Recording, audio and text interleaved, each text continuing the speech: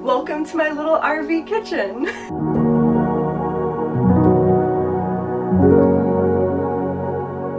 Today we are going to finally start canning the tomatoes that I grew last summer. So I took about half of the amount of tomatoes that I have out of the freezer and I've let them sit in stock pots for like 2 days now. Actually it was more like a day and a half. And now they are ready to start processing and I'm so excited to finally get into this. This is the first time I've ever done this. Alrighty, so today I'm going to be using a recipe from the Homestead Canning Cookbook by Georgia Verozzi. I just recently got this cookbook and I am obsessed with it. So I have both a water bath canner and a pressure canner. So I like the versatility that this book brings because it tells you how to safely can something with both a water bath canning method and pressure canning method.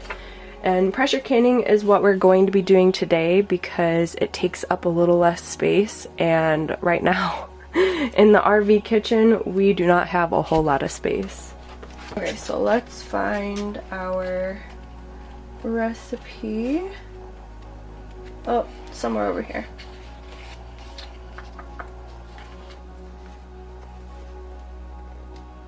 I'm going to start by washing 7 of my jars at a time because only 7 can fit in my pressure canner at a time. And I'm doing quarts today.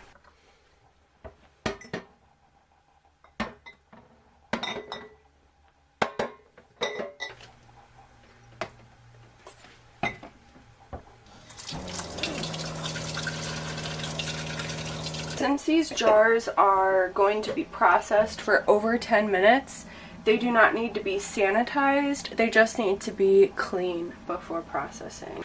I figured since I'm going to do more than one batch, I might as well get more jars ready. So I'm going to do one more batch, or I'm going to clean one more batch of these wide mouth quart jars.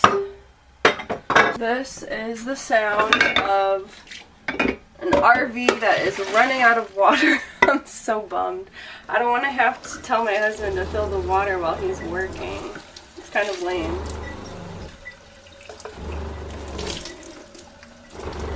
Oh goodness gracious. Oh my gosh, I hope we make it. We have 4 more. 4 more, we can do this. Oh my gosh, my water pump is so angry with me right now. Last one. Let's see if we can make it with the water. Oh my gosh, that sounds terrible. The water's getting cold. Wow, we made it! Yes! Oh my gosh.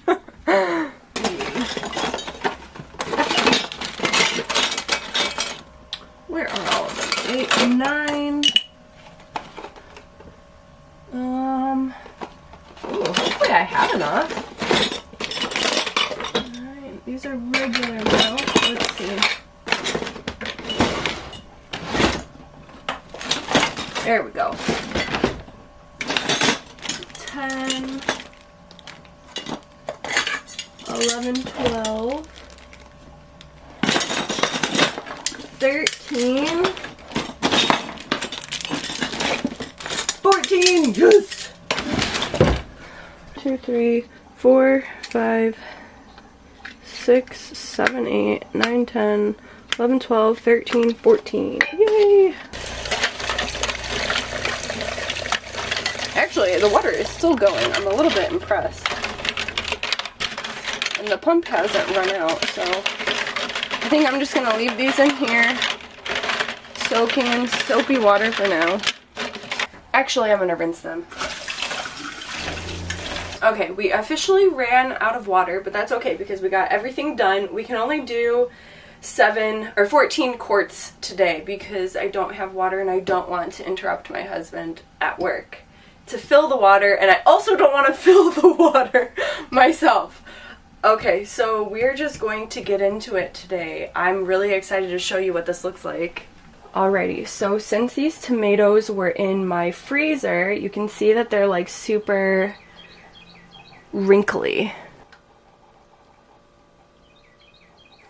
So because of this, we don't have to do the blanching step of tomato processing. So blanching is when you put these tomatoes in boiling water for a certain amount of time, take them out, put them in an ice bath, and then the skins will be able to peel right off. But when you freeze it, they just peel right off with really no trying, which is one of the biggest reasons why I did this, because living in an RV, or at least working in the kitchen in an RV, can be really stressful when you have too many steps and too many tasks. So I knew that for me, I needed I needed to do this freezing and do it at a later date because, yeah, one less step. So that goes in there, and now I'm just going to do this for the rest of the tomatoes. And I have a mix of vivacious tomatoes and San Marzano tomatoes today. And I actually heard, well, I didn't hear, I read this on the Burpees seed catalog page, that one of these vivacious tomatoes has your entire daily value of vitamin A in it, which is so cool because vitamin A is supposed to be really, really good for your skin. So we all like a good skin day, so I am so happy to be peeling all of this.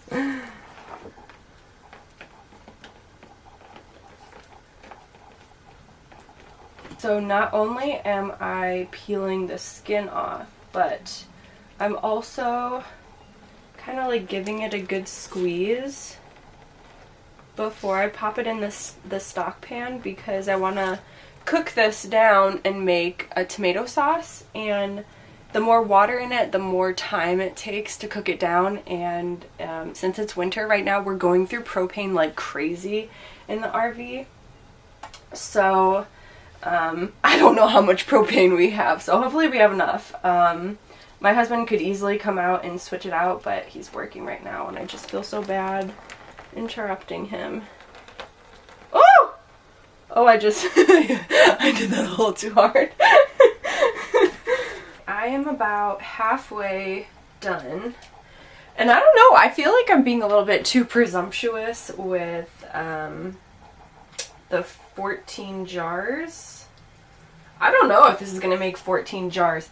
But I do have at least 4 more of these stock pots of tomatoes left in the freezer.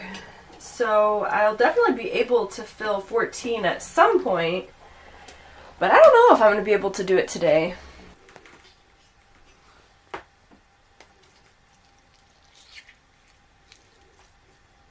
I think that tomato just flew. Oh no!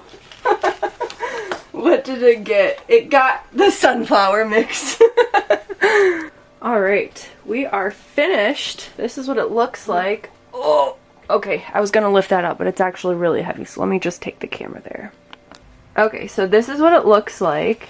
I am super disappointed in the amount. So when I first took it out of the freezer and they were all frozen, I like overfilled 2 of these stock pots, and they're pretty big stock pots. Alright, I'm gonna try and like mash this before I start processing it. Maybe that'll make it go a little bit faster. This is beautiful looking. I really love the combination of this orange and yellow and red. I 100% am going to be growing these vivacious tomatoes again. I don't know about the San Marzanos. Everybody says the San Marzanos are really, really nice, but they just weren't super productive for me, and they were susceptible to a lot of bug damage. Whereas my vivacious tomatoes, they were like the first to pop, so they were like the first to appear on the plant. They lasted the entire summer. They were all uniform, really the same size, no bug damage, and they were amazing. They tasted so good. So I'm absolutely gonna do those again. But looking at this sauce, I want to recreate this again next year. So maybe I will do some San Marzanos. I don't know. If you have a suggestion for another Roma type tomato, I would love to hear it. Okay, I just remembered that I have an immersion blender and I don't need to be hand mashing. So let's try this. Let's see if this works. I'm afraid of this thing. Woo! Oh, that scares me. I feel like it's gonna like fly everywhere, but it's not. Woo! Okay, we're gonna do it for real now.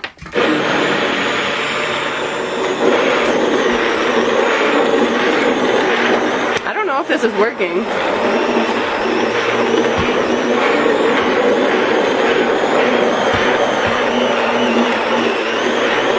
It's gotta be working, right? It's a blender. Okay, let's. Ooh! Oh gosh. Wow, it's looking like sauce! Ah! Oh my gosh, I think I broke it. You see? You see? What the heck? That is so weird. Okay, so it works up here. But let's try it. Maybe the sauce is too thick? Yeah. Or maybe this is just junk. Well, this is a KitchenAid. This was kind of pricey, right?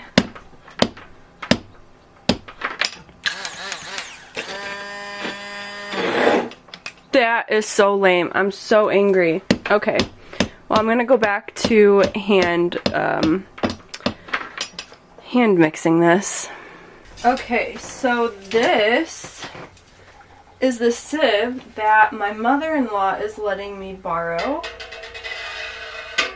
There we go. That looks good. Okay, so I think I'm gonna leave it like that. And then what you do is you put some of that in here, and then you use this tool, and you go like that, and it squeezes all of the, oh, okay, so it squeezes all of the good stuff in here. So I need to get rid of my skins. So my skins I have to put somewhere else. Gosh darn it all. I don't have enough space. Okay, so instead of putting the sieve in there, I can put the sieve in here and just spoon it. Is this going to work? I am not sure.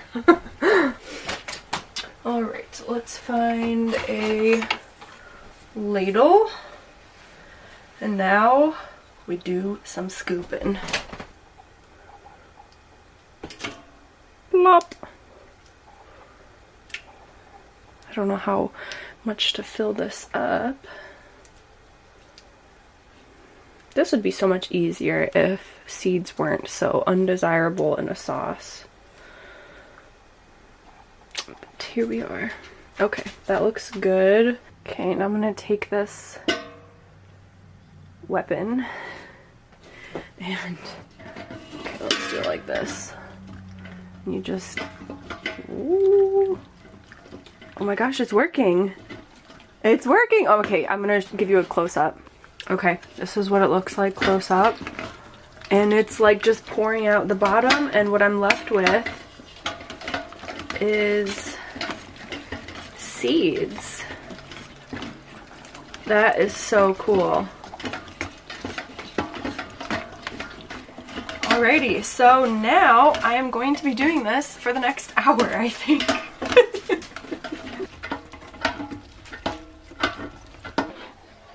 This whole sieve process has got me wondering, are seeds in your sauce actually that bad? Because this looks like a mighty fine sauce to me. This is a lot of work. I feel like a tomato. I smell like a tomato. I'm covered in tomato. I'm excited for this part to be over.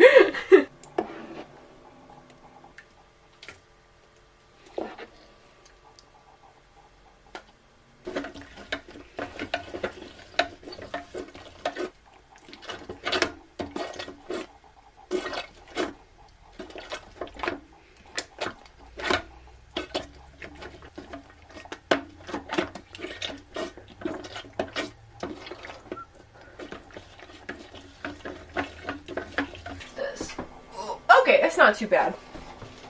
Okay, so this is what it looks like right now. The recipe says that I want to simmer this until it's the desired consistency.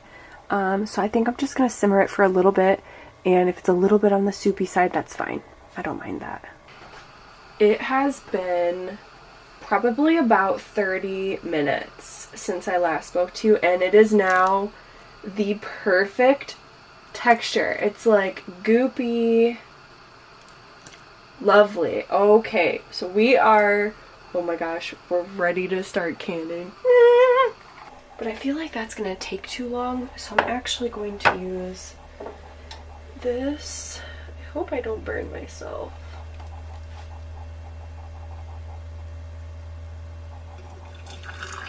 This does not look like the right consistency now, does it? This looks like tomato juice. I think we might have to keep boiling this. Gosh darn it. We are going to try this again. I think it's perfect now. It's been like 45 minutes at least. It maybe is still a little bit soupy, but that's okay. That's okay. At this point, I'm finished. Okay.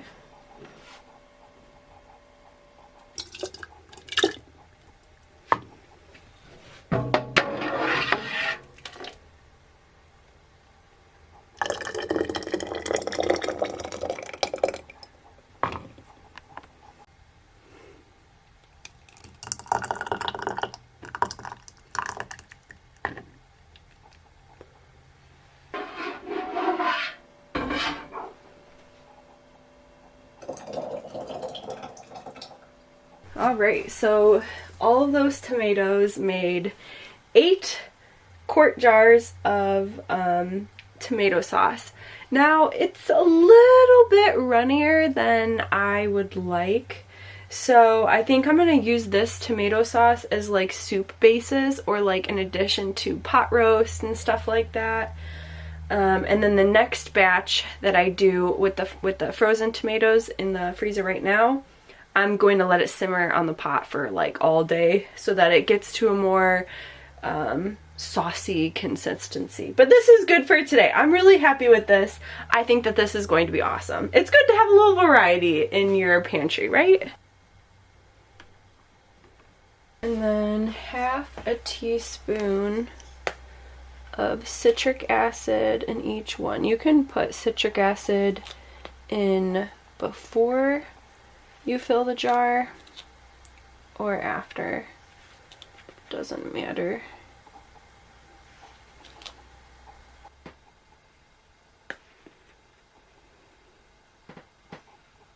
Clean the rims.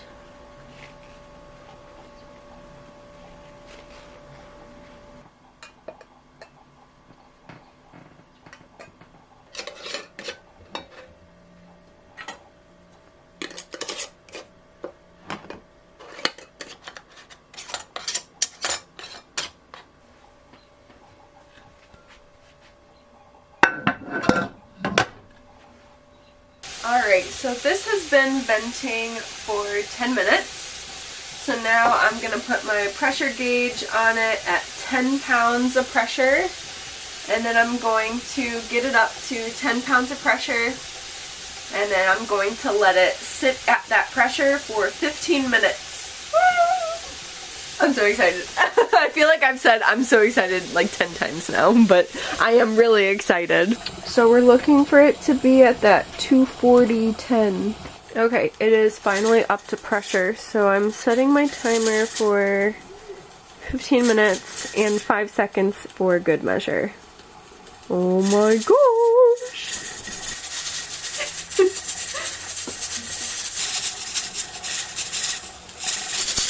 Okay, so 15 minutes is up. So I'm going to turn off the heat. And I'm going to move this very carefully to the non-heated, the cooler burner. But I'm not going to take off my pressure valve or open up my pressure canner.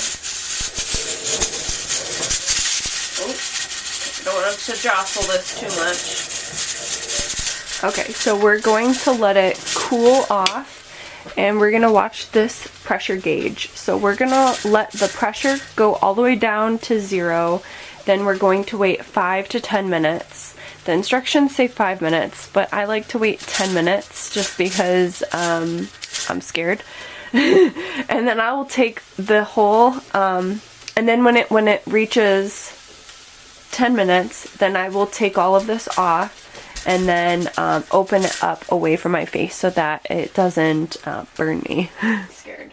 Okay, I'm gonna undo these. Okay, moment of truth.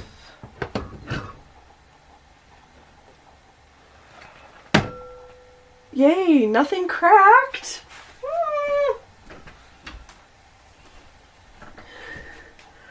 Nothing cracked. It looks so good. Oh my gosh.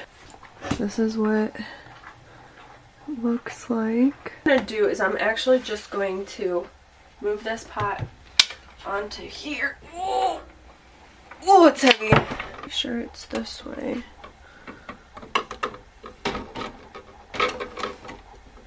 Yeah, okay. Oh my gosh, I feel like it's, oh my gosh, it's slipping. Oh! Okay, what do I do now? Okay, this is honestly, this is too much. Okay, am I doing it? Maybe I just need to like run. Oh my gosh, I'm scared, I'm scared, I'm scared, I'm scared, I'm scared, I'm scared. Okay guys, I made it. This is honestly, this is doing too much. Okay, I'm trying a new method of just picking it up like this. Yes, this is so much better.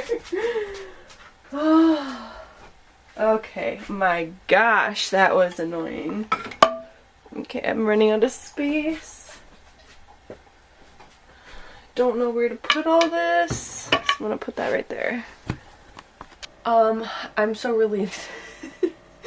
I'm going to let this sit for 24 hours. I'm not going to disturb them. And then after 24 hours, I'm going to take the rings off. I'm going to wash the outside of the jars to clean up any residue and then put them on my shelf. Maybe I'll label them. I'll label this batch as like my first batch so that I know this is a little bit more liquidy than what the next batch will be. Anyways, thank you so much for watching. This was a roller coaster, but I'm so happy. It was totally worth it.